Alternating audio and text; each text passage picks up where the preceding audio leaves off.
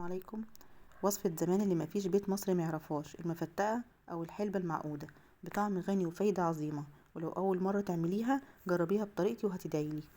بس قبل ما نبتدي هنسمي بسم الله ونصلي على الرسول عليه افضل الصلاة والسلام، ونشوف طريقتنا عملناها ازاي.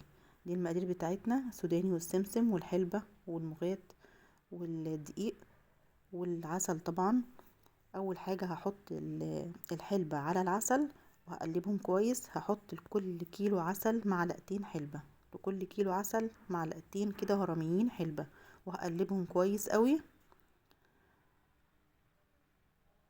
لحد الحلبة دي ما تختفي خالص في العسل زي ما انتوا شايفين كده، وهركنها على جنب. ممكن تعملي الخطوة دي وتسيبيها ساعة او 2 براحتك عادي. بعد كده هنجيب بقى الحلة اللي هنشتغل فيها، هنحط فيها الزيت. لكل كيلو عسل هتحطيله نص كوباية زيت ومعلقتين زيت تاني. لكل كيلو عسل نص كوباية زيت ومعلقتين زيت تاني عليها. وبعد كده هنحط السوداني، يعني حوالي كوباية سوداني لكل كيلو عسل، كوباية سوداني مليانة لكل كيلو عسل. هقلب السوداني عندي لحد ما ريحته كده يبقى احسه اتحمص ولونه بدأ يتغير معايا كده. هنزل عليه بالدقيق. الدقيق برضو لكل كيلو عسل معلقتين دقيق، لكل كيلو عسل معلقتين دقيق. هقلب الدقيق مع السوداني كويس جدا لحد ما اشم ريحة الدقيق كده وتحمصته، ولونه هيبدأ يتغير ويدخل على لون البيج الفاتح. هنزل عليه على طول بالسمسم. السمسم برضو لكل كيلو عسل 3 معالق سمسم مليانين. هقلبها بعد كده معاه. طبعا السمسم متحمص، ولو سمسم ابيض حطيه عادي، بس حطيه مع ورا الدقيق على طول علشان ياخد لون التحميص بقى ويتحمص معاكي ولونه يتحمر معاكي كويس.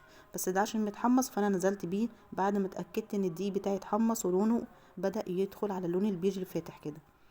هقلب بقى لحد ما المكسرات بتاعتي دي بالدقيق يتحمصوا حلو قوي مع بعض وريحتهم تظهر حلوه قوي كده.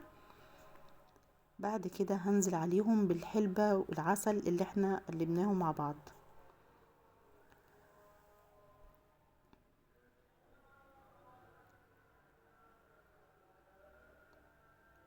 نسمي بسم الله وننزل بالعسل على طول كده، وتخلي بالك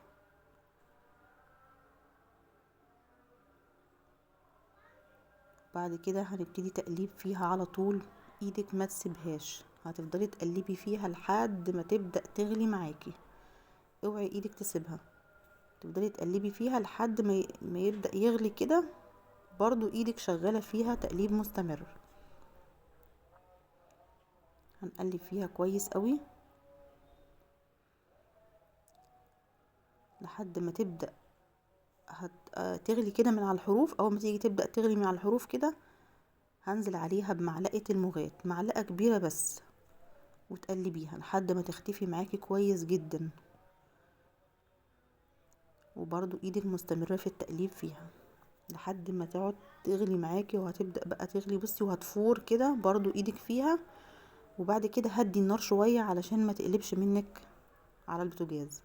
يعني هدي النار شوية، اول ما تلاقيها بدأت تفور معاكي كده هدي النار شوية، برضو ايدك شغالة فيها تقليب على طول.